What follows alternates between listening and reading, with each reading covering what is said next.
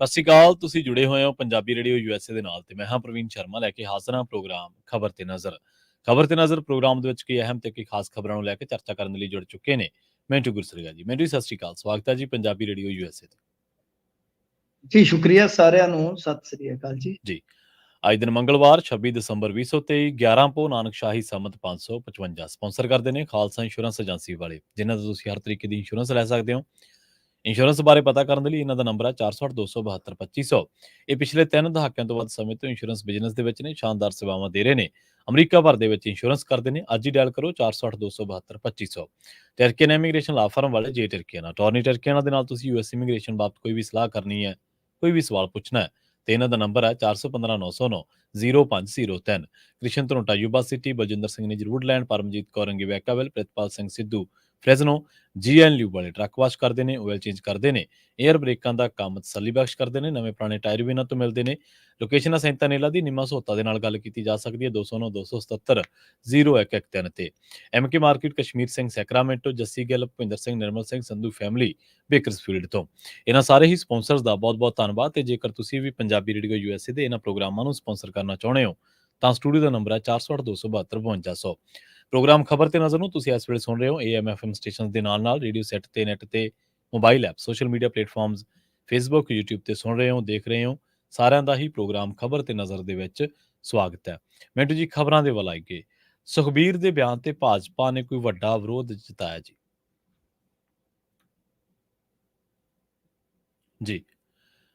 ਮਿੰਟੂ ਜੀ, ਖਬਰਾਂ ਦੇ ਵੱਲ ਆਈਏ ਜੀ। ਸੁਖਬੀਰ ਬਾਦਲ ਦੀ ਗੱਲ ਕਰੀਏ, ਭਾਜਪਾ ਨੇ ਇਹਨਾਂ ਦੇ ਬਿਆਨ ਤੇ ਕੋਈ ਵੱਡਾ ਵਿਰੋਧ ਜਤਾਇਆ ਜੀ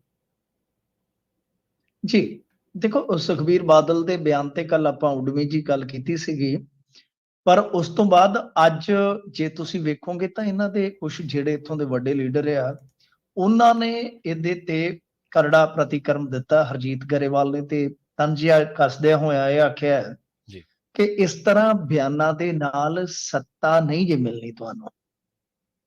ਤਾਂ ਉਧਰੋਂ ਹੋਰ ਵੀ ਕੁਝ ਨੇਤਾ ਜਿਹੜੇ ਆ ਉਹ ਕਾਫੀ ਜਿੱਦਾਂ ਇਹਨਾਂ ਦੇ ਸੁਭਾਸ਼ ਜੀ ਆ, ਇੱਥੇ ਕਾਫੀ ਵੱਡੇ ਤਰਜਮਾਨ ਆ, ਕਾਫੀ ਉਹਨਾਂ ਦੀ ਪੁੱਛਗਿੱਛ ਹੈਗੀ ਆ, ਉਹਨਾਂ ਨੇ ਵੀ ਇਹਦਾ ਵਿਰੋਧ ਕੀਤਾ। ਯਾਨੀ ਕਾਫੀ ਜ਼ਿਆਦਾ ਪ੍ਰਤੀਕਰਮ ਜਿਹੜੇ ਆ ਨਾ ਉਹ ਇਸ ਤਰ੍ਹਾਂ ਦੇ ਆ ਰਹੇ ਆ ਕਿ ਜਿੱਦਾਂ ਲੱਗਦਾ ਕਿ ਜੇ ਆਪਾਂ ਦੇਖੀਏ ਮੁਸਲਮਾਨਾਂ ਬੰਨਿਓ ਤੇ, ਹਾਲਾਂਕਿ ਆਪਣੇ ਇੱਥੇ ਵੀ ਹੈਗੇ ਨੇ ਮੁਸਲਮਾਨ, ਲੁਧਿਆਣੇ ਦੇ ਵਿੱਚ ਮੁਸਲਮਾਨਾਂ ਦੀ ਗਿਣਤੀ ਹੈ, ਮਲੇਰਕੋਟਲੇ ਦੇ ਵਿੱਚ ਗਿਣਤੀ ਹੈ, ਹੋਰ ਵੀ ਕਈ ਥਾਵਾਂ ਤੇ ਟੁੱਟਵੀਂ ਗਿਣਤੀ ਹੈ।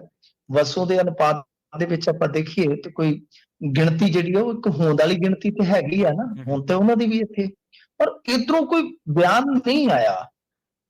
ਜੇ ਤੁਸੀਂ ਵੇਖੋਗੇ ਤੇ ਆਮ ਤੌਰ ਤੇ ਆਪਾਂ ਦੇਖਦੇ ਹਾਂ ਕਿ ਘੱਟ ਗਿਣਤੀਆਂ 'ਚ ਇਸ ਤਰ੍ਹਾਂ ਦੇ ਜਦੋਂ ਬਿਆਨਾਤ ਹੁੰਦੀ ਹੈ, ਬਿਆਨ ਦਿੱਤੇ ਜਾਂਦੇ ਇੱਕ ਦੂਜੇ ਪ੍ਰਤੀ, ਤੇ ਬਹੁਤ ਜਲਦੀ ਰਿਐਕਸ਼ਨ ਹੁੰਦਾ ਹੈ। ਮੈਂ ਤੇ ਘੱਟੋ ਘੱਟ ਕੋਈ ਉਧਰੋਂ ਰਿਐਕਸ਼ਨ ਨਹੀਂ ਵੇਖਿਆ, ਪਰ ਭਾਜਪਾ ਨੇ ਰਿਐਕਟ ਕੀਤਾ ਹੈ ਜੀ। ਮਤਲਬ ਭਾਜਪਾ ਦਾ ਜਿਹੜਾ ਰਿਐਕਸ਼ਨ ਹੈ ਨਾ ਉਹ ਇਸ ਸੰਦਰਭ 'ਚ ਆ ਕਿ ਕੀ ਤੁਸੀਂ ਮੰਦਰ ਬੰਨ ਤੇ ਖੁਸ਼ ਨਹੀਂ ਜੇ ਹੈਗੇ। ਹੁਣ ਹਾਂ ਗੱਲ ਅਕਾਲੀ ਦਲ ਕਦੇ ਵੀ ਖੁੱਲ ਕੇ ਨਹੀਂ ਕਹਿ ਸਕਦਾ, ਪਰ ਉਹ ਸਵਾਲ ਇਹੋ ਕਰ ਰਹੇ ਨੇ। ਅੱਛਾ, ਮਤਲਬ ਇੱਕ ਪਾਸੇ ਤੇ ਇਹ ਆ, ਪਰ ਦੂਸਰੇ ਪਾਸੇ ਮੈਨੂੰ ਪਤਾ ਨਹੀਂ ਲੱਗਦਾ ਕਿ ਇਹ ਕਿਉਂ ਏਦਾਂ ਦੀਆਂ ਗੱਲਾਂ ਕਰਦੇ ਆ।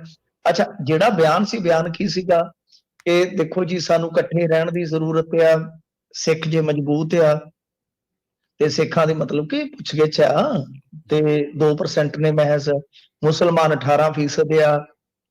ਕਿ ਦੇਖੋ ਮੈਂ ਕਸ਼ਮੀਰ ਤੋਂ ਹੈਦਰਾਬਾਦ ਤੱਕ ਵੇਖਿਆ ਕਿ ਇੱਕ ਵੀ ਬੰਦਾ ਪਾਰਲੀਮੈਂਟ 'ਚ ਤੁਹਾਨੂੰ ਨਜ਼ਰ ਨਹੀਂ ਆਏਗਾ ਵੀ ਸਾਨੂੰ ਸ੍ਰੀ ਅਕਾਲ ਤਖਤ ਸਾਹਿਬ ਦੇ ਅਗਵਾਈ ਹੇਠ ਇਕੱਠੇ ਰਹਿਣ ਦੀ ਜ਼ਰੂਰਤ ਹੈ, ਦੁਸ਼ਮਣ ਤੋੜਨ 'ਚ ਲੱਗੇ ਹੋਏ ਆ।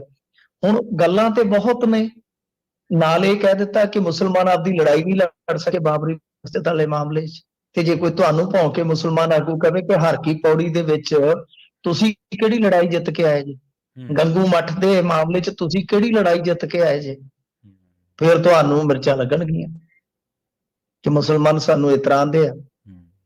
ਤਾਂ ਤੁਸੀਂ ਆਪਣੀ ਗੱਲ ਕਰੋ, ਆਪਦੀ ਗੱਲ ਕਰੋ ਮਜ਼ਬੂਤੀ ਦੀ। ਅੱਛਾ, ਗੱਲ ਇਹ ਹੈ ਕਿ ਹੁਣ ਇਸ ਤਰ੍ਹਾਂ ਦੀਆਂ ਗੱਲਾਂ ਜਿਹੜੀਆਂ ਉਹ ਕਰੇ ਕਿਹੜਾ, ਆਪਦੀਆਂ ਗੱਲਾਂ। ਕਿਉਂਕਿ ਦੇਖੋ ਮੈਂ ਤੇ ਹੈਰਾਨ ਹਾਂ, ਮੈਨੂੰ ਇਹ ਲੱਗਦਾ ਕਈ ਵਾਰ ਇੱਥੋਂ ਇਹ ਜਾਂਦੇ ਸਦਨ ਦੇ ਵਿੱਚ, ਮੈਨੂੰ ਤੇ ਲੱਗਦਾ ਸੁਖਬੀਰ ਬਾਦਲ ਕਦੇ ਸੰਸਦ ਦੇ ਵਿੱਚ ਜਿਹੜੇ ਉਹ ਘੱਟ ਹੀ ਜਾਂਦੇ, ਇਹਨਾਂ ਨੂੰ ਇਹ ਪਤਾ ਹੀ ਨਹੀਂ ਜਾਂ ਇਹਨਾਂ ਦੇ ਅੱਖਾਂ ਦੇ ਵਿੱਚ ਕੋਈ ਦਾਰੂ ਪਾਉਣ ਵਾਲਾ ਕੋਈ ਚੰਗਾ ਜਾਂ ਕਿਸੇ ਅੱਜ ਕੱਲ ਤੇ ਜੋਗੀ ਜਾਗੀ ਵੀ ਆਉਂਦੇ ਨੇ ਤੇ ਕਿਤੇ ਸੁਰਮਾ ਸਰਮਾ ਜੀ, ਜਿਵੇਂ ਕਿਤੇ ਸੁਰਮਾ ਸਰਮਾ ਪਵਾਈ ਲਓ ਕਿਸੇ ਥਾਂ ਤੋਂ, ਕਿਉਂਕਿ ਹਜ਼ੂਰ ਇਸ ਲੋਕ ਸਭਾ ਦੇ ਵਿੱਚ ਹੀ 27 ਮੁਸਲਮਾਨ ਮੈਂਬਰ ਪਾਰਲੀਮੈਂਟ ਤੋਂ, ਲੋਨ, ਫਾਰੂਕ, ਜੀ ਹੁਸੈਨ, ਤਿੰਨ ਤੇ ਕਸ਼ਮੀਰ ਤੋਂ, ਇਹ ਕਹਿੰਦੇ ਕਸ਼ਮੀਰ ਚੋਂ ਕੋਈ ਬੰਦਾ ਹੀ ਨਹੀਂ ਹੈਗਾ। ਜੀ ਹੈਦਰਾਬਾਦ ਦੇ ਨੇੜਿਓਂ ਤੇਲੰਗਾਨਾ ਚੋਂ ਓਬੀਸੀ ਆਉਂਦਾ। ਜੇ ਤੁਹਾਨੂੰ ਓਬੀਸੀ ਵੀ ਨਹੀਂ ਦਿਸਦਾ, ਮੈਂ ਤਾਂ ਹੀ ਕਹਿਣਾ ਕਿ ਕਿਤੋਂ ਸੁਰਮੇ ਸਰਮੇ ਦੀ ਸਲਾਈ ਪਵਾ ਲਓ ਪ੍ਰਧਾਨ ਜੀ, ਤੁਹਾਨੂੰ ਦਿਸਣਾ ਸ਼ੁਰੂ ਹੋ ਜਾਵੇ। ਸੋ ਇਹਨਾਂ ਗੱਲਾਂ ਕਰਕੇ, ਨਿਗਾਹ ਦੀ ਘਾਟ ਵਾਟ ਕਰਕੇ ਤੇ ਹੀ ਅੱਗੇ ਇੱਥੋਂ ਤੱਕ ਕਹਾਣੀ ਪਹੁੰਚੀ ਹੈ। ਤੁਸੀਂ ਕਿਉਂ ਗਲਤ, ਮੈਂ ਹੈਰਾਨ ਆ, ਕਿਸੇ ਵੀ ਬੰਦੇ ਨੇ ਇਹਨਾਂ ਨੂੰ ਇਹ ਚੈਲੰਜ ਹੀ ਨਹੀਂ ਕੀਤਾ ਕਿ ਭਾਈ ਉਹਨਾਂ ਦੇ, ਅੱਛਾ ਪਿਛਲੀ ਲੋਕ ਸਭਾ ਚ ਪਤਾ ਕਿੰਨੇ ਸੀ ਮੈਂਬਰ ਪਾਰਲੀਮੈਂਟ ਮੁਸਲਮਾਨਾਂ ਦੇ? ਲੋਕ ਸਭਾ ਚ 70 ਮੈਂਬਰ ਪਾਰਲੀਮੈਂਟ ਸੀਗੇ ਉਹਨਾਂ ਦੇ।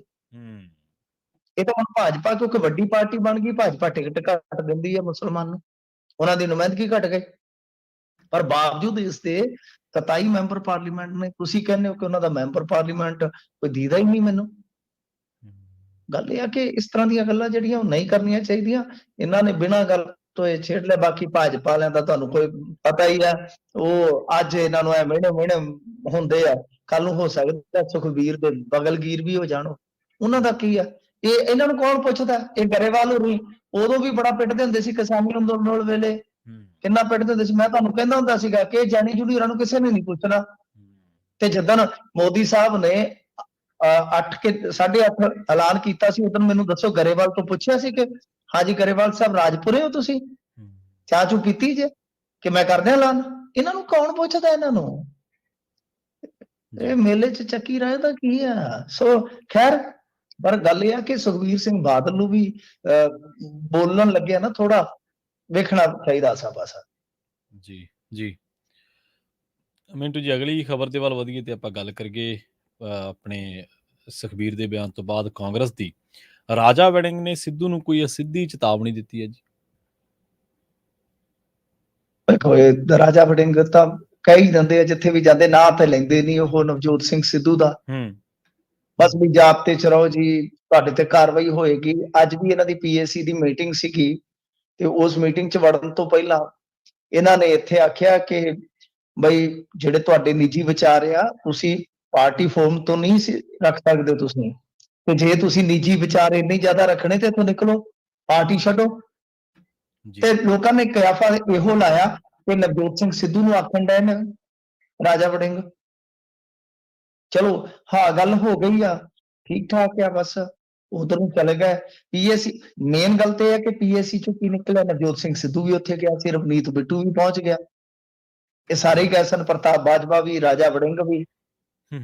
ਹੁਣ ਪੀਏਸੀ ਦੀ ਜਿਹੜੀ ਮੀਟਿੰਗ ਖਤਮ ਹੋਈ ਆ, ਹੁਣ ਤੋਂ ਥੋੜੀ ਦੇਰ ਪਹਿਲਾਂ ਇਹ ਬਾਹਰ ਆਏ ਨੇ।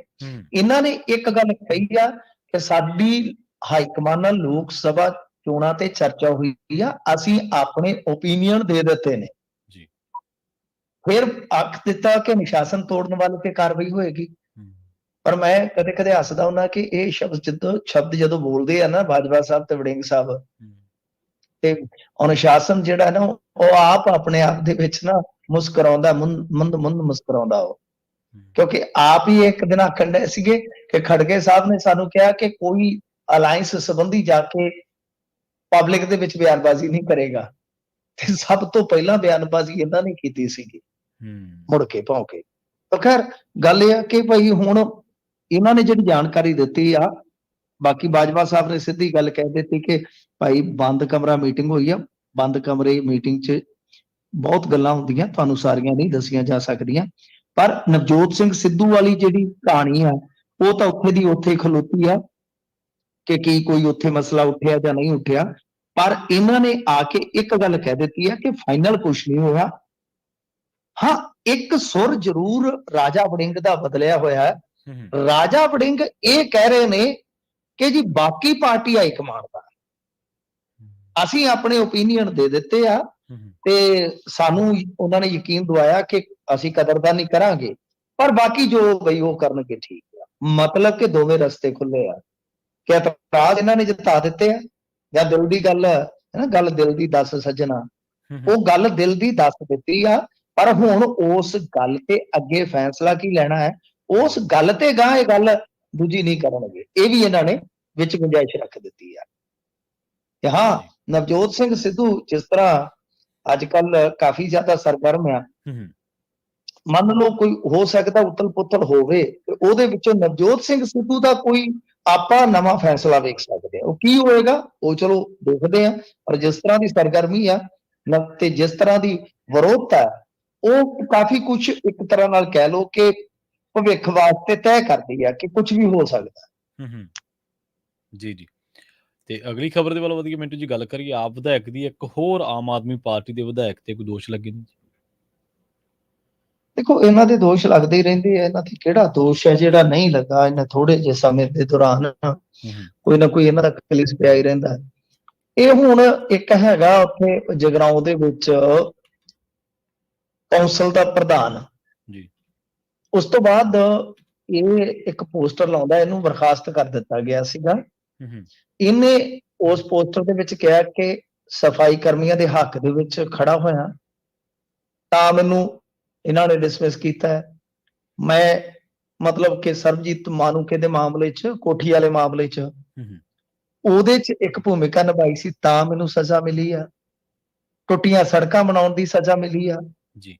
ਨਜਾਇਜ਼ ਕਬਜ਼ੇ ਛਡਾਉਣ ਦੀ ਸਜ਼ਾ ਮਿਲੀ ਆ। ਹੂੰ, ਹੂੰ, ਸਰਕਾਰ ਨੇ ਮੈਨੂੰ ਕੌਂਸਲ ਤੋਂ ਭ੍ਰਿਸ਼ਟਾਚਾਰ ਦੀ ਜਿਹੜੀ ਲੜਾਈ ਸੀ ਹੂੰ, ਉਹਦੇ ਵਿੱਚ ਜੋ ਭੂਮਿਕਾ ਮੈਂ ਨਿਭਾਈ ਆ, ਉਹਦਾ ਨਾਮ ਦੇ ਦਿੱਤਾ ਹੈ। ਹੂੰ, ਸੋ ਕੁੱਲ ਮਿਲਾ ਕੇ ਉਹ ਕਹਿੰਦਾ ਹੈ ਕਿ ਭਾਈ ਸਰਕਾਰ ਨੇ ਹੱਕ ਸੱਚ ਲੜਨ ਵਾਸਤੇ ਮੈਨੂੰ ਆਹ ਕੁਛ ਕੀਤਾ ਹੈ। ਸੋ ਜੀ। ਇਹ ਸੋਸ਼ਲ ਮੀਡੀਆ ਤੇ ਵੀ ਜੋ ਪ੍ਰਧਾਨ ਆ ਰਾਣਾ, ਉਹਦੇ ਸਾਥੀਆਂ ਵੱਲੋਂ ਕਾਫੀ ਸ਼ੇਅਰ ਕੀਤਾ ਜਾ ਰਿਹਾ ਹੈ। ਹੂੰ, ਹੂੰ, ਤੇ ਇਸ ਘਟਨਾ ਨੂੰ ਲੈ ਕੇ ਜੋ ਈਓ ਆ, ਉਹ ਖੁਦ ਕਹਿੰਦੇ ਨਜ਼ਰ ਆ ਰਹੇ ਆ ਕਿ ਨਿਯੁਕਤੀ ਪੱਤਰ ਦੇਣ ਲਈ ਦਫ਼ਤਰ ਦੇ ਵਿੱਚ ਬੈਠੇ ਆ ਤੇ ਜੀ। ਉਹਨਾਂ ਦੇ ਦਫ਼ਤਰ ਦੇ ਬਾਹਰ ਕੋਈ ਧਰਨਾ ਆਦਿ ਜਿਹੜਾ ਨਹੀਂ ਲੱਗਾ। ਮਤਲਬ ਕਿ ਜਤਿੰਦਰਪਾਲ ਰਾਣਾ ਨੂੰ ਸਸਪੈਂਡ ਕੀਤਾ, ਇਹ ਕਹਿ ਕੇ ਕਿ ਇਹ ਜਿਹੜਾ ਕੋਈ ਨਿਯੁਕਤੀ ਪੱਤਰ ਦਾ ਮਾਮਲਾ ਸੀਗਾ, ਹੂੰ, ਹੂੰ, ਉਹ ਜਿਹੜਾ ਸੀਗਾ ਲਮਕਿਆ ਸੀਗਾ। ਕਹਿੰਦੇ ਆ ਕਿ ਇਹਨਾਂ ਨੇ ਜਿਹੜਾ ਕੋਈ ਦੇਣਾ ਸੀਗਾ ਨਿਯੁਕਤੀ ਪੱਤਰਾਂ ਵਾਲਾ ਕੰਮ, ਉਹ ਕਰਨਾ ਸੀਗਾ। ਬਾਅਦ ਦੇ ਵਿੱਚ ਹੋਇਆ ਕਿ ਜਿਹੜਾ ਇਹ ਕੌਂਸਲ ਦਾ ਸਾਬਕਾ ਪ੍ਰਧਾਨ ਸੀ, ਇਹ ਜਦੋਂ ਕੋਈ ਦੇਰੀ ਦੂਰੀ ਹੋਈ ਤੇ ਉਹ ਕਹਿੰਦੇ ਜੀ ਕੋਈ ਧਰਨਾ ਲੱਗਿਆ, ਜਦ ਕਿ ਖੁਦ ਈਓ ਕਹਿੰਦਾ ਕਿ ਧਰਨਾ ਨਹੀਂ ਲੱਗਾ। ਹੁਣ ਉਧਰ ਹਾਈ ਕੋਰਟ ਤੱਕ ਵੀ ਪਹੁੰਚਾ ਹੋ ਰਹੀਆਂ ਨੇ, ਤੇ ਕਹਿਣ ਦਾ ਮਤਲਬ ਹੈ ਕਿ ਇਹ ਆਪਣੇ ਹੀ ਆਪਦੇ ਲੀਡਰ ਤੇ ਹੀ ਕਹਿ ਲਓ ਕਿ ਰੱਖਦੇ ਪਏ ਆ ਕਿ ਭਾਈ ਮੇਰੀ ਡਿਸਮਿਸਲ ਪਿੱਛੇ ਕਿਤੇ ਨਾ ਕਿਤੇ ਲੋਕਲ ਵਿਧਾਇਕ ਦਾ ਹੱਥ ਹੈ ਕਿ ਨਹੀਂ ਹੈ ਪਤਾ ਨਹੀਂ, ਪਰ ਇਹਨਾਂ ਦੀ ਲੜਾਈ ਵੇਖ ਲਓ ਕਿ ਕਿਸ ਤਰ੍ਹਾਂ ਦੀ ਹੈ। ਉਹ ਖੁਦ ਈਓ ਕਹਿੰਦਾ ਕਿ ਕੋਈ ਧਰਨਾ ਨਹੀਂ ਲੱਗਿਆ, ਪਰ ਇਹਨੂੰ ਦੱਸਦੇ ਆ ਕਿ ਧਰਨੇ ਦੇ ਕਾਰਨ ਸ਼ਾਇਦ ਡਿਸਮਿਸ ਕੀਤਾ ਗਿਆ, ਤੇ ਹੁਣ ਆਪਦੀ ਬਰਖਾਸਤਗੀ ਨੂੰ ਲੈ ਕੇ ਕੋਰਟ ਕਚਹਿਰੀ ਵੀ ਜਾਏਗਾ। ਜੀ। ਤੇ ਗੱਲ ਕਰੀਏ ਸਰਕਾਰ ਦੀ ਬਿਜਲੀ ਖਰੀਦ ਡੀਲ ਦੀ, ਇਹਦੇ ਤੇ ਰੋਕ ਲੱਗੀ ਹੈ ਮਿੰਟੂ ਜੀ? ਦੇਖੋ, ਇਹ ਜਿਹੜੀ ਹੈਗੀ ਹੈ ਦਾ Punjab state electricity regulatory commission, ਜਿਹਨੂੰ PSERC ਕਹਿੰਦੇ ਆ, ਹਾਂਜੀ। ਇਹਨੇ ਇੱਕ ਜੋ ਇਹਨਾਂ ਦਾ ਪ੍ਰਪੋਜ਼ਲ ਸੀਗਾ ਉਸ ਨੂੰ ਰਿਜੈਕਟ ਕਰ ਦਿੱਤਾ ਹੈ। ਉਹ ਪ੍ਰਪੋਜ਼ਲ ਸੀਗਾ 500 ਮੈਗਾਵਾਟ ਦਾ, ਜੋ ਸੋਲਰ ਪਾਵਰ ਦਾ ਸੀਗਾ। ਸਤਲੁਜ ਜਲ ਵਿਦਯੁਤ ਨਿਗਮ SJVN ਜਿਹਨੂੰ ਕਹਿ ਦਿੰਦੇ ਆ, ਉਹਦੀ ਗ੍ਰੀਨ ਐਨਰਜੀ ਲਿਮਟਿਡ, SGL ਵੀ ਉਹ ਕੰਪਨੀ ਨੂੰ ਕਹਿ ਦਿੰਦੇ ਆ, SGL, ਉਹਦੇ ਨਾਲ ਇਹਨਾਂ ਦੀ ਇੱਕ ਡੀਲ ਸੀਗੀ। ਤੇ ਡੀਲ ਜਿਹੜੀ ਆ ਉਹਨੂੰ ਮੈਂ ਸੰਖੇਪ ਚ ਤੁਹਾਨੂੰ ਦੱਸਾਂ ਕਿ ਕੁਝ ਇਸ ਤਰ੍ਹਾਂ ਸ਼ੱਕ ਦੇ ਘੇਰੇ ਚ ਆ ਗਈ ਆ ਕਿ ਪੈਸੇ ਉਹਨਾਂ ਨੇ ਕਿਹਾ ਫਿਰ ₹2.56 ਤੇ ਐਂਡ ਦੇ ਵਿੱਚ ₹2.55 ਇਹ ਸਾਰੀ ਡੀਲ ਫਾਈਨਲ ਕੀਤੀ। ਭਗਵੰਤ ਮਾਨ ਹੋਰਾਂ ਨੇ ਟਾਰਾਂ ਵੀ ਮਾਰੀਆਂ ਕਿ ਇਹ ਦੇਸ਼ ਭਰ ਦੇ ਵਿੱਚੋਂ ਬੈਸਟ ਡੀਲ ਆ ਜੀ, ਗਰਮੀ ਚ ਬੱਤੀ ਝਮੱਕਾ ਨਹੀਂ ਮਾਰੇਗੀ, ਇਹ ਆ ਉਹ ਆ ਯੋ ਆ, ਜਿੱਦਾਂ ਦੇ ਉਹ ਤਰਪੱਲ ਮਾਰਦੇ ਆ। ਪਰ ਬਾਅਦ ਦੇ ਵਿੱਚ ਹੋਇਆ ਕੀ ਆ, ਹੋਇਆ ਇਹ ਆ ਕਿ ਜਦੋਂ ਇਹਨਾਂ ਨੇ ਸਾਰਾ ਕੁਝ ਕਰ ਲਿਆ, ਮਾਰਚ 27 2023 ਜਦੋਂ ਸਰਕਾਰ ਜਿਹੜੀ ਹੈ ਤੁਹਾਨੂੰ ਪਤਾ ਹੀ ਹੈ 1 ਸਾਲ ਆਪਦਾ ਪੁਗਾ ਚੁੱਕੀ ਸੀ, ਇਹਨਾਂ ਨੇ ਇੱਕ ਆਪਣੀ ਕਮੇਟੀ ਆ ਜਿਹੜੀ ਉਹ ਬਣਾਈ। ਉਸ ਤੋਂ ਬਾਅਦ ਫਿਰ ਇਹ ਜਿਹੜੀ ਡੀਲ ਆ ਅੱਗੇ ਵੱਧਦੀ ਆ। ਅਪ੍ਰੈਲ 28 2023 ਨੂੰ PSPCL ਯਾਨੀ ਪਾਵਰ ਕੌਮ ਹੈ ਜਿਹੜਾ, ਉਹ ਸਾਰਾ ਕੁਝ ਆਪਦਾ ਸਹਿਮਤੀ ਪੱਤਰ ਦੇ ਕੇ ਡਨ ਕਰ ਦਿੰਦਾ। ਤੇ ਉਸ ਤੋਂ ਬਾਅਦ ਜੂਨ 26 2023 ਨੂੰ PSPCL ਤੇ SGEL ਦੀ ਜਿਹੜੀ ਇਹ ਡੀਲ ਹੈ ਫਾਈਨਲ ਹੋ ਜਾਂਦੀ ਹੈ। ਉਸ ਤੋਂ ਬਾਅਦ ਹੁਣ ਜਦੋਂ ਇਹ ਮਾਮਲਾ ਗਿਆ ਹੈ ਰੈਗੂਲੇਟਰੀ ਕੋਲ, ਜਦੋਂ ਇਹਨਾਂ ਨੇ ਪ੍ਰਪੋਜ਼ਲ ਘਲਾਇਆ ਤਾਂ ਇਸ ਪ੍ਰਪੋਜ਼ਲ ਨੂੰ ਉਹਨਾਂ ਨੇ ਰੋਕ ਦਿੱਤਾ। ਤਾਂ ਉਹਦੇ 'ਚ ਇਹਨਾਂ ਨੇ ਜਿਹੜੇ ਹੈਗੇ ਆ ਹੈਡ ਵਿਸ਼ਵਜੀਤ ਖੰਨਾ, ਉਹਨਾਂ ਨੇ ਐਤਰਾਜ਼ ਲਾਏ ਨੇ। ਉਹਨਾਂ ਨੇ ਜੋ ਮਤਲਬ ਕਿ ਆਪਣਾ ਉੱਥੇ ਆਬਜ਼ਰਵੇਸ਼ਨ ਦਿੱਤੀਆਂ ਨੇ, ਉਹ ਆਬਜ਼ਰਵੇਸ਼ਨਸ ਇਸ ਤਰ੍ਹਾਂ ਦੀਆਂ ਨੇ ਕਿ ਇਹਦੇ ਵਿੱਚ ਇੱਕ ਤੇ ਟ੍ਰਾਂਸਪੇਰੈਂਸੀ ਦੀ ਘਾਟ ਆ, ਫੇਅਰਨੈਸ ਉਹ ਜਾਂ ਮੁਕਾਬਲੇਬਾਜ਼ੀ ਦੇ ਵਿੱਚ ਜੋ ਬਰੋਬਰਤਾ ਰਹਿਣੀ ਚਾਹੀਦੀ ਹੈ, ਉਹ ਸਾਰਾ ਕੁਝ ਹੀ ਹੈ ਨਹੀਂ ਗਾ। ਜੀ ਜੀ, ਮਤਲਬ ਕਿ ਕਾਫੀ ਵੱਡੇ ਇਤਰਾਜ਼ ਲਾ ਕੇ ਉਹਨਾਂ ਨੇ ਇਸ ਡੀਲ ਨੂੰ ਇੱਕ ਵਾਰੀ ਸਹੀਬੱਧ ਕਰਨ ਤੋਂ ਰੋਕ ਦਿੱਤਾ ਹੈ। ਜੀ, ਤਾਂ ਤੁਸੀਂ ਹਿਸਾਬ ਲਾ ਲਓ ਕਿ ਮਾਨ ਸਰਕਾਰ ਕੀ ਕਰ ਰਹੀ ਹੈ। ਸਿਰਫ ਤੇ ਸਿਰਫ ਪ੍ਰਚਾਰ। ਅੱਜ ਇਹਨਾਂ ਨੇ ਇਸ ਗੱਲ ਦੀ ਭਾਫ ਨਹੀਂ ਲੱਗਣ ਦਿੱਤੀ, ਚਲੋ ਅਸੀਂ ਕਿਤੋਂ ਨਾ ਕਿਤੋਂ ਆਪਦਾ ਬੰਦੋਬਸਤ ਕਰ ਲੈਂਦੇ ਆ, ਹੁਣ ਪਤਾ ਲੱਗ ਗਿਆ, ਚਲੋ ਹੋ ਸਕਦਾ 2-4 ਦਿਨਾਂ ਤੱਕ ਇਹ ਗੱਲਾਂ ਜਿਹੜੀਆਂ ਗਾਂਹ ਆ ਜਾਣਗੀਆਂ। ਤਾਂ ਪਰ ਇਹਨਾਂ ਨੂੰ ਆਪਣੀਆਂ ਗਲਤੀਆਂ ਤੋਂ ਸਭ ਸਿੱਖਣ ਦੀ ਜ਼ਰੂਰਤ ਹੈ ਕਿ ਤੁਸੀਂ ਕਰ ਕੀ ਰਹੇ ਹੋ। ਕੀ ਤੁਹਾਨੂੰ ਇਹ ਨਹੀਂ ਪਤਾ ਯਾਰ ਕਿ 3 ਵਾਰੀ ਤੁਸੀਂ ਰੇਟ ਵਧਾ ਘਟਾ ਰਹੇ ਹੋ, ਜਦ ਕਿ ਜਿਹੜੀ ਮਿਨਿਸਟਰੀ ਹੈ ਨਵਿਆਉਣਯੋਗ ਊਰਜਾ ਦੀ, ਜਿਹੜੀ ਮਿਨਿਸਟਰੀ ਹੈ, ਉਹਨੇ ਇਹਦੇ ਤੇ ਸੀਲਿੰਗ ਕੀਤੀ ਹੋਈ ਹੈ ਕਿ ਤੁਸੀਂ ਐਦੋਂ ਵੱਧ ₹2.55 ਇਹ ਤੋਂ ਵੱਧ ਰੇਟ ਨਹੀਂ ਦੇਣਾ। ਜੀ ਜੀ, ਜਿਹੜੇ ਦੂਸਰੇ ਖਰਚੇ ਹੋਣਗੇ ਟਰਾਂਸਮਿਸ਼ਨ ਦੇ, ਕ੍ਰਾਸ ਸਬਸਿਡੀ ਵਗੈਰਾ ਜੋ ਵੀ ਹੈ, ਉਹ ਅਲੱਗਾ ਨੇ। ਪਰ ਜਿਹੜੀ ਡੀਲ ਹੋਏਗੀ ਤਾਂ ਤੁਸੀਂ ਹਿਸਾਬ ਲਾ ਲਓ ਕਿ ਤੁਸੀਂ ਇੱਕ ਵੇਲੇ ₹2.56 ਦੇ, ਕਿਉਂ 2.44 ਤੋਂ 2.56 ਕਾਹਤੋਂ? ਉਹ ਜਿਹੜੇ 12 ਪੈਸੇ ਸੀ ਕੌਣ ਲਿਜਾ ਰਿਹਾ ਸੀ 25 ਸਾਲਾਂ ਵਾਸਤੇ? ਜੀ ਜੀ ਜੀ, ਕੱਟੜ ਇਮਾਨਦਾਰੋ ਦੱਸੋ। ਪਹਿਲਾਂ ਉਹ 44 ਦੇ ਰਹੇ ਸੀ, ₹2.44। ਕੱਟੜ ਇਮਾਨਦਾਰੋ ਦੱਸੋ ਕਿ ਉਹ ਅਗਲਾ ਜਿਹੜਾ ਰੇਟ ਚੁੱਕਿਆ ਉਹਨਾਂ ਨੇ, ਉਹ ਕਿਹਨੂੰ ਜਾਣੇ ਸੀ ਪੈਸੇ? ਜੀ ਜੀ, ਫਿਰ ਬਾਅਦ ਚ ਜਦੋਂ ਪਤਾ ਲੱਗਿਆ ਕਿ ਤੇ ਸੀਲਿੰਗ ਹੈ, ਫਿਰ ਤੁਸੀਂ 2.55 ਤੇ ਕਰ ਦਿੱਤਾ। ₹2.55 ਤੇ ਕੀ ਚੱਲ ਰਹੀ ਆ ਖੇਡ? ਤਾਂ ਇਹ ਕੌਣ ਖੇਡ ਖੇਡ ਰਿਹਾ ਸੀਗਾ? ਸਬਕ ਸਿੱਖੋ ਕਿ ਇਹਨਾਂ ਗਲਤੀਆਂ ਨੂੰ ਸੁਧਾਰੋ। ਇਸ ਤਰ੍ਹਾਂ ਦੀਆਂ ਡੀਲਾਂ ਵਾਰ-ਵਾਰ ਨਹੀਂ ਹੁੰਦੀਆਂ। 25 ਸਾਲ ਵਾਸਤੇ ਡੀਲ ਸੀ, 500 ਮੈਗਾਵਾਟ ਦੀ ਇਹ ਡੀਲ ਆ, ਇਹ ਪੈ ਗਈ ਨਾ ਖੂਹ ਖਾਤੇ ਇੱਕ ਵਾਰੀ, ਇਹਦੀ ਪੈਰਵਾਈ ਕਰਨ ਦੀ ਜ਼ਰੂਰਤ ਹੈ। ਪਤਾ ਕਰੋ ਕਿ ਕੌਣ ਆ ਇਹ ਜਿਹੜਾ ਏਦਾਂ ਸਾਰੇ ਕੀਤੇ ਕਰਾਏ ਦਾ ਰਾਇਤਾ ਫੈਲਾਉਣ ਡਿਆ। ਤੇ ਮਿੰਟੂ ਜੀ, ਕੈਨੇਡੀਅਨ ਪੰਜਾਬੀ ਨੇ ਕੋਈ ਪੁੱਡਾ ਐਕਸੀਅਨ ਫੜਵਾਤਾ ਜੀ?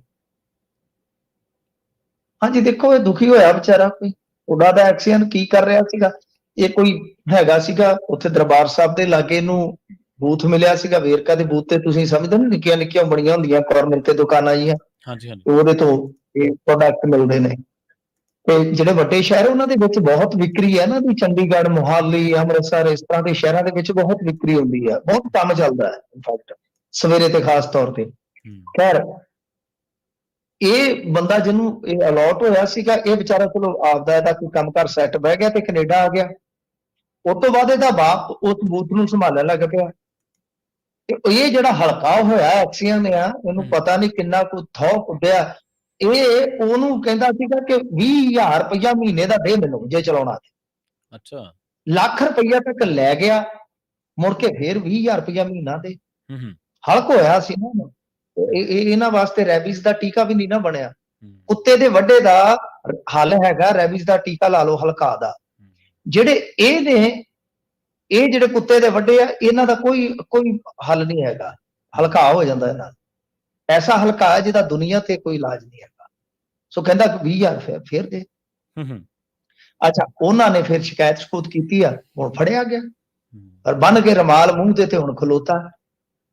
ਵੀ ਅਕਲ ਤੋਂ ਕੰਮ ਲੈ ਯਾਰ, ਕਮਾਲ ਦੀ ਗੱਲ ਹੈ। ਤੂੰ ਇੱਕ ਬੂਥ ਤੋਂ ₹20,000 ਮਹੀਨਾ, ਵੀ ਉਹ ਦੁੱਧ ਵੇਚਦੇ ਪਏ ਨੇ ਕਿ ਚਿੱਟਾ ਵੇਚਦੇ ਪਏ ਨੇ? ਦੱਸੋ ਮੈਨੂੰ ਜੀ। ਹੈ ਤਾਂ ਦੋਵੇਂ ਚਿੱਟੇ ਰੰਗ ਦੀ ਗੱਲ।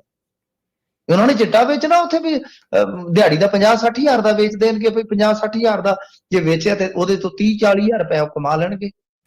ਹੱਦ ਹੋ ਗਈ ਹੈ। ਦੁੱਧ ਦੇ ਪ੍ਰੋਡਕਟ ਵੇਚਣੇ ਨੇ, ਤੂੰ ₹20,000 ਮਹੀਨੇ ਦਾ, ਕਮਾਲ ਦੀ ਗੱਲ ਹੈ। ਸੋ ਇੰਨੀ ਕੁਹਾੜੀ ਦੇਖੀ। ਤੇ ਆ ਵੇਖ ਲਓ ਤੁਸੀਂ, ਅੱਜ ਹੀ ਇੱਕ ਥਾਣੇਦਾਰ ਫੜੀਚਾ, ਦਿੱਲੀ ਹਜ਼ੂਰ 3-4 ਕੇਸ ਨੇ ਇਸ ਤਰ੍ਹਾਂ ਦੇ। ਤੇ ਇਹ ਜਦੋਂ ਜਾਂਦੇ ਆ, ਮਾਨ ਸਾਹਿਬ ਨੇ ਜੀ ਕਰਪਸ਼ਨ ਫ੍ਰੀ ਕਰ ਦਿਆ ਪੰਜਾਬ। ਜੇ ਕਰਪਸ਼ਨ ਫ੍ਰੀ ਪੰਜਾਬ ਆ ਤੇ ਆਹ ਦੱਸੋ ਕੀ ਹੈ? ਆ ਕੀ ਧਾਗੇ ਤਵੀਤਾਂ ਦੇ ਪੈਸੇ ਲੈਣ ਡਏ ਨੇ? ਜੀ। ਇਹ ਵੀ ਤੇ ਰਿਸ਼ਵਤ ਹੀ ਆ। ਹੂੰ। ਸੋ ਇਸ ਕਰਕੇ ਇਹ ਸਾਰੀਆਂ ਚੀਜ਼ਾਂ ਕੁਛ ਨਹੀਂ ਜੇ ਰੁਕੀਆਂ, ਚੱਲਦੀਆਂ ਨੇ। ਇਹ ਬਹੁਤ ਵੱਡੇ ਪੱਧਰ ਤੇ ਚੱਲਦੀਆਂ ਤੇ ਉਹਦੇ ਵਿੱਚੋਂ ਕੋਈ ਜਿਹੜਾ ਫਸ ਗਿਆ ਉਹ ਚੋਰ ਆ, ਜਿਹੜਾ ਨਿਕਲ ਗਿਆ ਉਹ ਸਾਧ ਵਾਲੀ ਗੱਲ ਆ। ਜੀ। ਤੇ ਕਹਿੰਦੇ ਰੋਕੇ ਗਏ ਸੈਂਕੜੇ ਇੰਡੀਅਨਸ ਨੂੰ ਲੈ ਕੇ ਜਹਾਜ਼ ਹੁਣ ਵਾਪਸ ਪਹੁੰਚ ਗਿਆ ਜੀ। ਹਾਂਜੀ, ਇਹ ਸਵੇਰੇ 4 ਵਜੇ ਆ ਗਏ ਸੀ, ਉੱਥੋਂ ਨਿਕਲ ਕੇ ਬਾਹਰ ਮੂੰਹ ਲੁਕਾਉਂਦੇ ਲੁਕਾਉਂਦੇ ਭੱਜ ਗਏ ਨੇ ਸਾਰੇ ਉੱਥੋਂ ਅੱਡੇ ਤੋਂ, ਜਹਾਜ਼ਾਂ ਵਾਲੇ ਅੱਡੇ ਤੋਂ ਨਿਕਲ ਕੇ ਬਾਹਰ ਜਿਹੜੇ ਗਏ ਸੀਗੇ ਇਹ। ਜ਼ਿਆਦਾਤਰ ਇਹ ਗੁਜਰਾਤੀ ਨੇ, ਹੂੰ, ਹੂੰ। ਕੁਝ ਪੰਜਾਬੀ ਨੇ ਤੇ 276 ਜਿਹੜੇ ਆ ਉਹ ਇੱਧਰ ਭਾਰਤ ਦੇ ਵਿੱਚ ਵਾਪਸ ਆਏ ਨੇ, ਕਿਉਂਕਿ ਮਨੁੱਖੀ ਤਸਕਰੀ ਦੇ ਸ਼ੱਕ ਹੇਠਾਂ ਇਹਨਾਂ ਨੂੰ ਫਰਾਂਸ ਦੇ ਵਿੱਚ ਰੋਕ ਹੀ ਰੱਖਿਆ 4 ਦਿਨ। ਵੈਸੇ ਉਹਨਾਂ ਦਾ ਲਾ 4 ਦਿਨ ਤੋਂ ਵੱਧ ਵੀ ਰੋਕ ਸਕਦੇ ਉਹ, ਪਰ ਜੱਜ ਨੇ ਮੈਨੂੰ ਲੱਗਦਾ ਕੁਛ ਸ਼ਾਇਦ, ਤੁਹਾਨੂੰ ਪਤਾ ਹੀ ਹੈ ਉੱਥੇ ਉਸ ਵੇਲੇ ਚੱਲਦਾ ਪਿਆ ਸੀਗਾ ਕ੍ਰਿਸਮਸ ਵਗੈਰਾ, ਤਾਂ ਉਹਨਾਂ ਨੇ ਫਿਰ ਬਹੁਤਾ ਸਮਾਂ ਨਹੀਂ ਦਿਆ। ਤਾਂ ਇਹ ਜਿਹੜਾ ਚਾਰਟਰ ਕੰਪਨੀ ਦਾ ਜਹਾਜ਼ ਸੀਗਾ ਇਹਨੂੰ ਹੁਣ ਵਾਪਸ ਭੇਜ ਦਿੱਤਾ। ਤਾਂ ਇਹ ਇੰਡੀਅਨਸ ਜਿਹੜੇ ਆ ਉਹ ਉੱਥੇ ਪਹੁੰਚ ਗਏ ਆ। ਉਹ ਜੀ। ਮਾਮਲਾ ਤੇ ਕੁੱਲ ਮਿਲਾ ਕੇ ਸੱਚੀ ਆ, ਸਾਰਿਆਂ ਨੂੰ ਪਤਾ ਹੀ ਆ ਜਿਸ ਤਰ੍ਹਾਂ ਦੀ ਇਹ ਹਾਲਤ ਹੋਈ ਪਈ ਆ। ਇਹ ਤੁਹਾਨੂੰ ਅੱਗੇ ਵੀ ਇੱਥੇ ਖਬਰਾਂ ਮਿਲਦੀਆਂ ਹੀ ਨੇ ਕਿ ਉਹ ਗੁਜਰਾਤੀ ਪਰਿਵਾਰ 2-3 ਖਤਮ ਹੋਏ ਨੇ ਹੂੰ, ਪਿੱਛੇ ਹੂੰ। ਜੇ ਤਾਂ ਲੰਘਦੇ। ਨਕਾਰਗੁਆ ਥਾਣੀ ਇਹਨਾਂ ਨੇ ਇੱਧਰ ਹੀ ਟਪਾਉਣੇ ਹੁੰਦੇ, US ਕੈਨੇਡਾ, ਸਿੱਧੀ ਗੱਲ ਆ। ਤੇ ਇਹ ਕੰਮ ਗੁਜਰਾਤ 'ਚ ਵੀ ਬਹੁਤ ਚੱਲਦਾ ਜੇ, ਹੂੰ, ਤਾਂ ਹੀ ਹੂੰ। ਗੁਜਰਾਤੀ ਨੇ ਬਹੁਤ ਵੱਡੀ ਗਿਣਤੀ 'ਚ ਗੁਜਰਾਤੀ ਵੀ ਨੇ, ਪੰਜਾਬੀ ਵੀ ਨੇ। ਸੋ ਹੂੰ। ਇਹ ਸਾਰਾ ਹਿਸਾਬ ਕਿਤਾਬ ਆ। ਤਾਂ ਜਦੋਂ ਉੱਥੇ ਪੱਤਰਕਾਰਾਂ ਨੇ ਇਹਨਾਂ ਦੇ ਨਾਲ ਗੱਲਬਾਤ ਕਰਨੀ ਚਾਹੀ, ਇੱਕ ਤੇ ਮੋਬਾਈਲ ਹੀ ਉਹਦਾ ਪੱਤਰਕਾਰ ਦਾ ਖੋਹ ਕੇ ਲੈ ਚੱਲਿਆ ਸੀ। ਮੈਂ ਕਿਹਾ ਤੂੰ ਉੱਥੋਂ ਬਚ ਆਇਆ, ਇੱਥੇ ਤੇਰੇ ਤੇ ਖੋਹ ਦਾ ਕੇਸ ਬਣ ਜਾਣਾ ਹੀ। ਸੋ ਇਹ ਜੀ। ਸਾਰੇ ਵਾਪਸ ਆਏ ਨੇ ਤੇ ਪਰ ਕਿਸੇ ਨੇ ਕੋਈ ਖਾਸ ਗੱਲਬਾਤ ਨਹੀਂ ਕੀਤੀ। ਉੱਥੇ ਜਾਂਚ ਪੜਤਾਲ ਜਿਹੜੀ ਹੋਈ ਆ, ਉਹਨਾਂ ਦੇ ਹੱਥ ਵੀ ਕੁਛ ਨਹੀਂ ਲੱਗਿਆ। ਮਤਲਬ ਕਿ ਇੱਕ ਜਿਹੜਾ ਜਾਂਚਕਰਤਾ ਅਫਸਰ ਆ, ਉਹਨੇ ਇੱਕ ਇੰਡੀਅਨ ਮੀਡੀਆ ਆਊਟਲੈਟ ਨਾਲ ਗੱਲ ਕਰਦਿਆਂ ਕਿਹਾ ਕਿ ਸਾਨੂੰ ਸ਼ੱਕ ਹੈ ਕਿ ਇਹਨਾਂ ਭਾਰਤੀਆਂ ਨੂੰ ਸੈਂਟਰਲ ਅਮਰੀਕਾ 'ਚ ਕਿਸੇ ਤਰੀਕੇ ਨਾਲ ਲਿਜਾਇਆ ਜਾਣਾ ਸੀ ਹੂੰ, ਹੂੰ। ਤੇ ਇਹ ਵੀ ਸੰਭਵ ਹੈ ਕਿ ਇਹਨਾਂ ਦੇ ਵਿੱਚੋਂ ਕੁਝ ਲੋਕ ਜਾਂ ਕੈਨੇਡਾ ਜਾਣਾ ਚਾਹੁੰਦੇ ਸੀ। ਹੂੰ। ਪਰ ਹਾਲ ਦੀ ਘੜੀ ਮਤਲਬ ਕਿ ਕੁਛ ਨਹੀਂ, ਸ਼ਾਇਦ ਪਤਾ ਨਹੀਂ ਇਸ ਤਰ੍ਹਾਂ ਦੇ ਹੈਗੇ ਵੀ ਸੀ ਕਿ ਜਿਨ੍ਹਾਂ ਨੇ ਉੱਥੇ ਸਾਇਲਮ ਦੀ ਵੀ ਯਤਨਸ਼ੀਲਤਾ ਕੀਤੀ ਆ। ਜੀ। ਹੁਣ ਕਿੰਨੇ ਕੀ ਹੈ ਹਿਸਾਬ ਕਿਤਾਬ, ਪਰ ਇਹ 276 ਮੁਸਾਫਰ ਜਿਹੜੇ ਆ, ਜਿਹੜੇ ਉੱਥੇ ਫਸੇ ਰਹੇ ਇਹ ਵਾਪਸ ਆ ਗਏ। ਜੀ, ਜੀ। ਤੇ ਮੈਨੂੰ ਜੀ ਇਹਨਾਂ ਖਾਸ ਖਬਰਾਂ ਤੇ ਖਾਸ ਜਾਣਕਾਰੀਆਂ ਦੇ ਲਈ ਤੁਹਾਡਾ ਬਹੁਤ-ਬਹੁਤ ਧੰਨਵਾਦ ਜੀ। ਜੀ, ਸ਼ੁਕਰੀਆ। ਜੀ। ਖਬਰਾਂ ਹਾਲੇ ਹੋਰ ਵੀ ਨੇ ਜਿਨ੍ਹਾਂ ਤੇ ਚਰਚਾ ਕਰਾਂਗੇ। ਵੇਲਾ ਹੋ ਗਿਆ ਇੱਕ ਬ੍ਰੇਕ ਦੇ ਲਈ ਰੁਕਣ ਦਾ। ਜਲਦ ਵਾਪਸੀ ਇੱਕ ਸ਼ਾਰਟ ਬ੍ਰੇਕ ਤੋਂ ਬਾਅਦ। ਜੁੜੇ ਰਹੋ ਪੰਜਾਬੀ ਰੇਡੀਓ USA ਦੇ ਨਾਲ।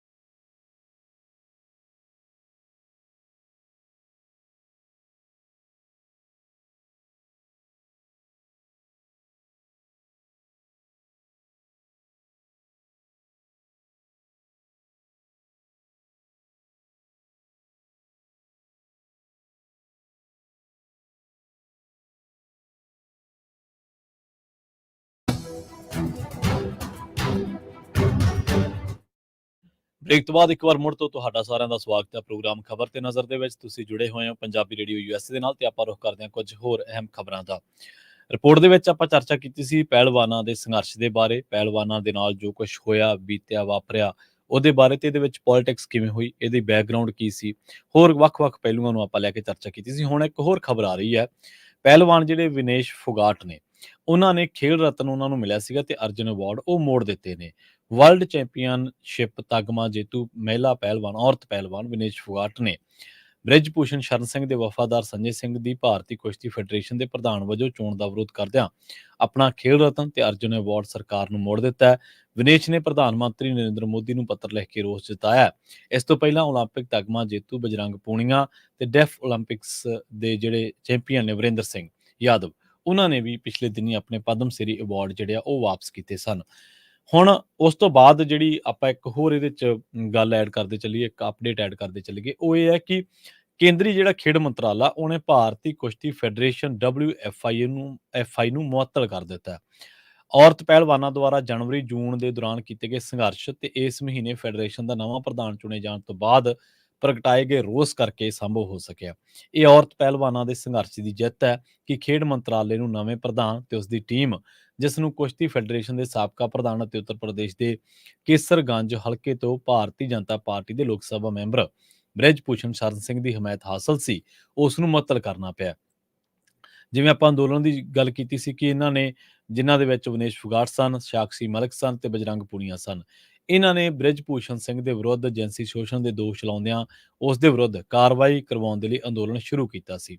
ਸੱਤਾਧਾਰੀ ਪਾਰਟੀ ਦੇ ਮੁੱਖ ਆਗੂਆਂ ਨੇ ਇਹਦੇ ਬਾਰੇ ਚੁੱਪੀ ਧਾਰੀ ਰੱਖੀ ਤੇ ਬ੍ਰਿਜ ਭੂਸ਼ਣ ਦੇ ਵਿਰੁੱਧ ਕੇਸ ਵੀ ਸੁਪਰੀਮ ਕੋਰਟ ਦੇ ਦਖਲ ਤੋਂ ਬਾਅਦ ਹੀ ਦਰਜ ਕੀਤਾ ਗਿਆ ਸੀ। ਦਿੱਲੀ ਪੁਲਿਸ ਨੇ ਅਦਾਲਤ ਦੇ ਵਿੱਚ ਉਸ ਦੇ ਵਿਰੁੱਧ ਦੋਸ਼ ਪੱਤਰ ਦਾਖਲ ਕੀਤਾ, ਪਰ ਇਸ ਦੇ ਬਾਵਜੂਦ ਭਾਜਪਾ ਨੇ ਉਸ ਦੇ ਖਿਲਾਫ ਕੋਈ ਕਾਰਵਾਈ ਨਹੀਂ ਕੀਤੀ। ਮਹਿਲਾ ਜਿਹੜੇ ਔਰਤ ਪਹਿਲਵਾਨਾਂ ਨੇ ਉਹਨਾਂ ਨੂੰ ਭਰੋਸਾ ਦਿੱਤਾ ਗਿਆ ਸੀਗਾ ਕਿ ਬ੍ਰਿਜ ਭੂਸ਼ਣ ਦੇ ਕਿਸੇ ਨਜ਼ਦੀਕੀ ਨੂੰ ਕੁਸ਼ਤੀ ਫੈਡਰੇਸ਼ਨ ਦੀ ਚੋਣ ਨਹੀਂ ਲੜਨ ਦਿੱਤੀ ਜਾਵੇਗੀ, ਪਰ ਹੋਇਆ ਇਸ ਦੇ ਬਿਲਕੁਲ ਉਲਟ।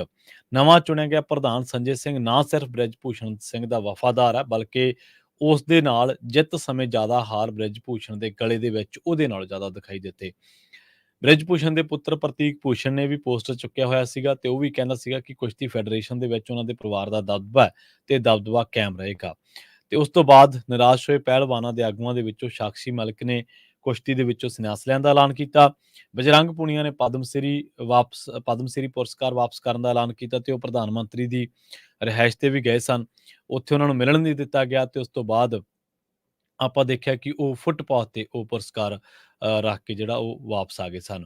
ਉਸ ਤੋਂ ਬਾਅਦ ਵਿਨੇਸ਼ ਫੋਗਾਟ ਤੇ ਜਿਵੇਂ ਡੈਫ ਓਲੰਪਿਕ ਦੇ ਬਾਰੇ ਆਪਾਂ ਵਰਿੰਦਰ ਸਿੰਘ ਯਾਦਵ ਦਾ ਜ਼ਿਕਰ ਕੀਤਾ ਤੇ ਇਹਨਾਂ ਨੇ ਵੀ ਆਪਣੇ ਜਿਹੜੇ ਅਵਾਰਡ ਨੇ ਉਹ ਮੋੜ ਦਿੱਤੇ ਨੇ। ਉਸ ਤੋਂ ਬਾਅਦ ਕੀ ਹੋਇਆ ਕਿ ਉਸ ਦੀ ਫੁੱਟਪਾਥ ਤੇ ਬੈਠੇ ਦੀ ਤਸਵੀਰ ਖਿਡਾਰੀਆਂ ਦੇ ਵਿੱਚ ਫੈਲੀ ਉਦਾਸੀ ਤੇ ਗੁੱਸੇ ਦੇ ਪ੍ਰਤੀਕ ਵਜੋਂ ਉੱਭਰੀ। ਬਾਅਦ ਦੇ ਵਿੱਚ ਇਹ ਮੰਗ ਕੀਤੀ ਗਈ ਕਿ ਸਚਿਨ ਤੇਂਦੁਲਕਰ, ਨੀਰਜ ਚੋਪੜਾ ਤੇ ਹੋਰਨਾਂ ਨੂੰ ਵੀ ਪੁੱਛਿਆ ਗਿਆ ਕਿ ਉਹ ਇਹਨਾਂ ਔਰਤ ਪਹਿਲਵਾਨਾਂ ਦੇ ਨਾਲ ਹੋਈ ਬੇਇਨਸਾਫੀ ਬਾਰੇ ਕੀ ਕਹਿ ਰਹੇ ਨੇ। ਇਹਨਾਂ ਔਰਤ ਪਹਿਲਵਾਨਾਂ ਦੇ ਨਾਲ ਜੋ ਕੁਝ ਹੋਇਆ, ਉਹਨਾਂ ਨੂੰ ਸਮਰਥਨ ਸੀਗਾ ਮਜ਼ਦੂਰ ਤੇ ਕਿਸਾਨ ਜਥੇਬੰਦੀਆਂ ਦਾ, ਜਾਂ ਹੋਰ ਵੀ ਵਿਦਵਾਨਾਂ, ਚਿੰਤਕਾਂ, ਸਮਾਜਿਕ ਕਾਰਕੁਨਾਂ, ਪੱਤਰਕਾਰਾਂ ਤੇ ਕੁਝ ਖਿਡਾਰੀਆਂ ਨੇ ਵੀ ਇਹਨਾਂ ਦੇ ਜਿਹੜੇ ਅੰਦੋਲਨ ਦੀ ਡਟ ਕੇ ਹਮਾਇਤ ਕੀਤੀ ਸੀ। ਲੋਕਾਂ ਦੇ ਏਕੇ ਦੇ ਨਾਲ ਹੀ, ਲੋਕ ਸ਼ਕਤੀਆਂ ਦੇ ਏਕੇ ਦੇ ਨਾਲ ਹੀ ਇਸ ਅਨਿਆਂ ਦੇ ਵਿਰੁੱਧ ਲੜਿਆ ਜਾ ਸਕਦਾ ਹੈ। ਪਰ ਤੁਸੀਂ ਦੇਖੋ ਕਿ ਪ੍ਰਧਾਨ ਮੰਤਰੀ ਸਾਹਿਬ ਬੋਲਦੇ ਕਦੋਂ ਨੇ, ਉਹਦਾ ਚੁੱਪ ਹੀ ਰਹਿੰਦੇ ਨੇ। ਤੇ ਦੂਜਾ ਇਹ ਹੈ ਕਿ ਉਹਨਾਂ ਨੇ ਦੇਸ਼ ਨੂੰ ਵੀ ਚੁੱਪ ਕਰਵਾਉਣ ਦੇ ਜਿਹੜੇ ਕਈ ਤਰ੍ਹਾਂ ਦੇ ਹੱਲ ਖੋਜੇ ਹੋਏ ਨੇ। 4 ਸਿੱਖ ਕਿਸਾਨ ਦਰੜ ਕੇ ਮਾਰ ਦਿੱਤੇ। ਅਜੇ ਮਿਸ਼ਰਾ ਟੈਨੀ ਦੇ ਪੁੱਤਰ ਆਸ਼ੀਸ਼ ਮਿਸ਼ਰਾ ਨੇ ਲਖੀਮਪੁਰ ਖੀਰੀ ਦੇ ਵਿੱਚ। ਪ੍ਰਧਾਨ ਮੰਤਰੀ ਸਾਹਿਬ ਕੁਝ ਬੋਲੇ?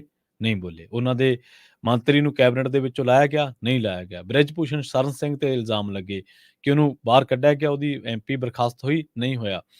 ਉਸ ਤੋਂ ਬਾਅਦ ਪ੍ਰਤਾਪ ਸਿਮਾ, ਜਿਹਦੇ ਪਾਸ ਤੇ ਲੋਕ ਸਭਾ ਦੇ ਵਿੱਚ ਉਹ ਬੜੇ ਸਨ, ਜਿਨ੍ਹਾਂ ਨੇ ਪਟਾਕੇ ਚਲਾਏ ਉੱਥੇ ਧੂਏ ਵਾਲੇ, ਕਿ ਉਹਦੇ ਖਿਲਾਫ ਕੋਈ ਕਾਰਵਾਈ ਨਹੀਂ ਹੋਈ। ਸਗੋਂ ਉਲਟਾ ਉਹਨੂੰ ਬਚਾਉਣ ਦੇ ਲਈ 150 ਮੈਂਬਰ ਪਾਰਲੀਮੈਂਟ, ਲੋਕ ਸਭਾ ਤੇ ਰਾਜ ਸਭਾ ਦੇ ਵਿੱਚੋਂ ਬਾਹਰ ਕੱਢ ਦਿੱਤਾ ਗਿਆ। ਆਪਾਂ ਇਸ ਦਾ ਰਿਪੋਰਟਾਂ ਦੇ ਵਿੱਚ ਵਿਸਥਾਰਪੂਰਵਕ ਜ਼ਿਕਰ ਕਰਦੇ ਰਹੇ ਹਾਂ। ਸੋ ਇੱਕ ਇਸ ਤਰ੍ਹਾਂ ਦਾ ਮੁਹਾਂਦਰਾ ਇੱਥੋਂ ਦੇ ਜਿਹੜਾ ਡੈਮੋਕ੍ਰੈਟਿਕ ਸਿਸਟਮ ਆ ਜਿਹਦੇ ਬਾਰੇ ਕਿਹਾ ਜਾਂਦਾ, ਤਾਂ ਉਹਦਾ ਹੋ ਚੱਲਿਆ ਕਿ ਸਰਕਾਰ ਦੇ ਵਿੱਚ ਕੋਈ ਵਿਰੋਧੀ ਧਿਰ ਨਹੀਂ ਹੈ, ਆਪੋਜੀਸ਼ਨ ਨਹੀਂ ਹੈ, ਲੋਕਾਂ ਦੀ ਗੱਲ ਕਰਨ ਦੇ ਲਈ ਕੋਈ ਮੀਡੀਆ ਨਹੀਂ ਹੈ, ਲੋਕਾਂ ਦੇ ਨਾਲ ਖੜਨ, ਸੰਘਰਸ਼ਾਂ ਦੇ ਵਿੱਚ ਖੜਨ ਦੇ ਲਈ ਕੋਈ ਧਿਰ ਨਹੀਂ ਹੈ। ਕੁਝ ਚੁਣਿੰਦਾ ਲੋਕ ਬਚੇ ਨੇ। ਤੁਸੀਂ ਦੇਖੋ ਕਿ ਸਚਿਨ ਤੇਂਦੁਲਕਰ ਵਰਗੇ ਲੋਕ, ਜਿਨ੍ਹਾਂ ਨੂੰ ਦੁਨੀਆ ਕ੍ਰਿਕਟ ਦੇ ਗੋਡ ਵਾਂਗੂ, ਕ੍ਰਿਕਟ ਦੇ ਭਗਵਾਨ ਵਾਂਗੂ ਜਾਣਦੀ ਹੈ, ਉਹ ਲੋਕਾਂ ਦਾ ਮਾਦਾ ਹੀ ਨਹੀਂ ਹੋ ਰਿਹਾ ਕਿ ਇਸ ਸਾਰੀ ਸਥਿਤੀ ਤੇ ਕੁਝ ਬੋਲ ਸਕਣ। ਘੱਟੋ ਘੱਟ ਤੁਸੀਂ ਇਹ ਹੀ ਕਹਿ ਦਿਓ ਕਿ ਖਿਡਾਰੀਆਂ ਦੇ ਸ਼ੰਕੇ ਸ਼ੋਭੇ ਦੂਰ ਕਰਨ, ਤੁਸੀਂ ਨਾ ਲਓ ਬ੍ਰਿਜ ਭੂਸ਼ਣ ਦਾ, ਤੁਸੀਂ ਨਾ ਮੋਦੀ ਸਰਕਾਰ ਦੇ ਉਲਟ ਜੇ ਨਹੀਂ ਜਾ ਸਕਦੇ, ਸਾਨੂੰ ਪਤਾ ਇਸ ਗੱਲ ਦਾ। ਪਰ ਪਤਾ ਨਹੀਂ ਕਿਉਂ ਕਿ ਅੱਜ ਮੁਆਸ਼ਰੇ ਦੇ ਵਿੱਚੋਂ ਲੋਕਾਂ ਦੇ ਲਈ ਖੜਨ ਦਾ ਮਾਦਾ ਖਤਮ ਹੋ ਚੁੱਕਿਆ ਹੈ। ਅੱਜ ਮੁਆਸ਼ਰੇ ਦੇ ਵਿੱਚ ਜਿਹੜੀ ਸੱਚ ਕਹਿਣ ਦੀ ਗੱਲ ਆ, ਉਹ ਤਕਰੀਬਨ ਅਲੋਪ ਹੋਣ ਦੇ ਕੰਢੇ ਤੇ ਹੈ। ਪਰ ਫਿਰ ਵੀ ਇਹ ਜਿਹੜੀ ਰੋਸ ਹੈ, ਤੁਸੀਂ ਕਿਤੇ ਵੀ ਅਵਾਰਡ ਵਾਪਸ ਕਰਦੇ ਹੋ, ਇਹਦਾ ਮਤਲਬ ਇਹ ਨਹੀਂ ਗਾ ਕਿ ਤੁਸੀਂ ਅਵਾਰਡ ਵਾਪਸ ਕਰਤਾ। ਇਹ ਛੋਟੀ ਗੱਲ ਨਹੀਂ ਹੈ। ਇਹ ਨੈਤਿਕ ਤੌਰ ਤੇ ਮੋਰਲ ਗਰਾਊਂਡ ਤੇ ਇੱਕ ਬਹੁਤ ਵੱਡੀ ਗੱਲ ਹੈ। ਜਦੋਂ ਸਿਆਣੇ ਕਹਿੰਦੇ ਕਿ ਜਦੋਂ ਤੁਸੀਂ ਕਿਸੇ ਗੱਲ ਦੇ ਵਿੱਚੋਂ ਆਪਣੇ ਆਪ ਨੂੰ ਬਾਹਰ ਕੱਢ ਲੈਂਦੇ ਹੋ, ਆਪਣਾ ਪੱਖ ਰੱਖੇ ਬਿਨਾਂ, ਤਾਂ ਦੂਜੀ ਧਿਰ ਦੀ ਨੈਤਿਕ ਤੌਰ ਤੇ ਹਾਰ ਹੈ। ਕਿਉਂਕਿ ਤੁਸੀਂ ਉਹਦੇ ਨਾਲ ਗੱਲ ਹੀ ਨਹੀਂ ਸਾਂਝੀ ਕਰਨਾ ਚਾਹੁੰਦੇ। ਤਾਂ ਜਦੋਂ ਤੁਸੀਂ ਗੱਲ ਨਹੀਂ ਆਪਣੀ ਸਾਂਝੀ ਕਰਨਾ ਚਾਹੁੰਦੇ, ਜਦੋਂ ਤੁਸੀਂ ਆਪਣੀ ਉਸ ਗੱਲ ਦੇ ਵਿੱਚੋਂ ਸਾਂਝ ਹੀ ਕੱਢ ਲਈ ਹੈ, ਤਾਂ ਇਹਦਾ ਮਤਲਬ ਇਹ ਬਣਦਾ ਕਿ ਉਹਨਾਂ ਨੇ ਤੁਹਾਨੂੰ ਬਣਦਾ ਜੋ ਆਪਣੀ ਗੱਲ ਰੱਖਣ ਦੇ ਲਈ ਤੁਹਾਡੀ ਹਸਤੀ ਦੇ ਮੁਤਾਬਕ ਜੋ ਬਣਦਾ ਮਾਣ ਸਤਿਕਾਰ ਸੀ, ਉਹ ਨਹੀਂ ਦਿੱਤਾ। ਤੇ ਇਹਦੇ ਨਾਲ ਇਹਦਾ ਮਤਲਬ ਇਹ ਵੀ ਬਣਦਾ ਹੈ ਕਿ ਅਸੀਂ ਜਦੋਂ ਆਪਣੀ ਰਾਏ ਵਾਪਸ ਲੈਂਦੇ ਹਾਂ ਕਿਸੇ ਗੱਲ ਦੇ ਵਿੱਚੋਂ, ਤਾਂ ਉਹ ਇਹ ਸਮਝਿਆ ਜਾਂਦਾ ਹੈ ਕਿ ਤੁਸੀਂ ਆਪਣੀ ਜੋ ਹਸਤੀ ਹੈ, ਉਹਦੀ ਹੋਂਦ ਨੂੰ ਬਰਕਰਾਰ ਰੱਖਣ ਦੇ ਲਈ ਆਪਣੀ ਅਸਹਿਮਤੀ ਪ੍ਰਗਟ ਕੀਤੀ ਹੈ, ਔਰ ਉਸ ਤੋਂ ਬਿਨਾਂ ਤੁਹਾਡੇ ਕੋਲੇ ਕੋਈ ਚਾਰਾ ਨਹੀਂ ਸੀ ਬਚਿਆ ਆਪਣੀ ਰਾਏ ਵਾਪਸ ਲੈਣ ਤੋਂ, ਆਪਣੀ ਸਹਿਮਤੀ ਤੋਂ, ਜਾਂ ਆਪਣੀ ਜਿਹੜੀ ਪ੍ਰੈਜ਼ੈਂਸ ਆ ਉੱਥੇ ਉਹਨੂੰ ਲਾਂਭੇ ਕਰਨ ਤੋਂ ਇਲਾਵਾ ਤੁਹਾਡੇ ਕੋਲੇ ਕੋਈ ਚਾਰਾ ਨਹੀਂ ਸੀ ਬਚਿਆ। ਸੋ ਇਹ ਚੀਜ਼ਾਂ ਬੇਸ਼ੱਕ ਆਪਾਂ ਨੂੰ ਇਹ ਲੱਗਦਾ ਕਿ ਫਲਾਂ ਬੰਦਾ ਯਾਰ ਉਹ ਤਾਂ ਉਹਦਾ ਰੁੱਸਦਾ ਹੀ ਬੜਾ ਜਾਂ ਉਹ ਕਿਵੇਂ, ਪਰ ਕਈ ਵਾਰੀ ਇਹਨਾਂ ਚੀਜ਼ਾਂ ਦੇ ਇੰਪੈਕਟ ਬੜੇ ਹੁੰਦੇ ਆ, ਕਈ ਵਾਰੀ ਇਹਨਾਂ ਚੀਜ਼ਾਂ ਦੇ ਅਰਥ ਬੜੇ ਵੱਡੇ ਹੁੰਦੇ ਆ, ਜਿਹੜੇ ਅਸੀਂ ਕਈ ਵਾਰੀ ਸਮਝਣ ਦੇ ਲਈ ਸਾਡੀ ਸਮਰੱਥਾ ਹੀ ਨਹੀਂ ਹੁੰਦੀ। ਕਿਉਂਕਿ ਇਹ ਵੀ ਜਦੋਂ ਸਾਹਿਤਕਾਰ ਕੋਈ ਅਵਾਰਡ ਮੋੜਦਾ, ਸਾਹਿਤਕਾਰ ਨੂੰ ਕੋਈ ਅਵਾਰਡਾਂ ਦੀ ਘਾਟ ਥੋੜ੍ਹਾ ਹੈ। ਉਹ ਕੋਈ ਇਹ ਥੋੜ੍ਹਾ ਕਿ ਉਹ ਮੇਰੇ ਵਰਗਾ ਕੋਈ ਜਿਹਨੂੰ ਕੱਖ ਡੱਕੇ ਦੀ ਕੁਛ ਆਉਂਦਾ, ਉਹ ਥੋੜ੍ਹਾ ਬੰਦਾ, ਉਹ ਤਾਂ ਰੋਸ਼ਨ ਦਿਮਾਗ ਬੰਦਾ, ਉਹ ਸਿਰਜਣਹਾਰ ਹੈ। ਤੇ ਜਦੋਂ ਉਹ ਰਾਏ ਵਾਪਸ ਲੈ ਰਿਹਾ ਤੇ ਇਹਦੇ ਅਰਥ ਵੱਡੇ ਨੇ। ਆਪਣੇ ਕੋਲੇ ਸਮਾਂ ਥੋੜ੍ਹਾ ਬਚਿਆ, ਆਪਾਂ ਨਾਲ ਜੋੜਾਂਗੇ ਇੱਕ ਸ਼ਾਰਟ ਬ੍ਰੇਕ ਤੋਂ ਬਾਅਦ ਡਾਕਟਰ ਗੁਰਜੋਤ ਸਿੰਘ ਜੀ ਨੂੰ, ਜੋਤ ਆਯੁਰਵੈਦਿਕ ਸੈਂਟਰ ਟੋਰਾਂਟੋ ਕੈਨੇਡਾ ਤੋਂ। ਜੁੜੇ ਰਹੋ ਪੰਜਾਬੀ ਰੇਡੀਓ। ਇਸੇ ਦੇ ਨਾਲ ਜਲਦ ਵਾਪਸੀ ਇੱਕ ਸ਼ਾਰਟ ਬ੍ਰੇਕ ਤੋਂ ਬਾਅਦ।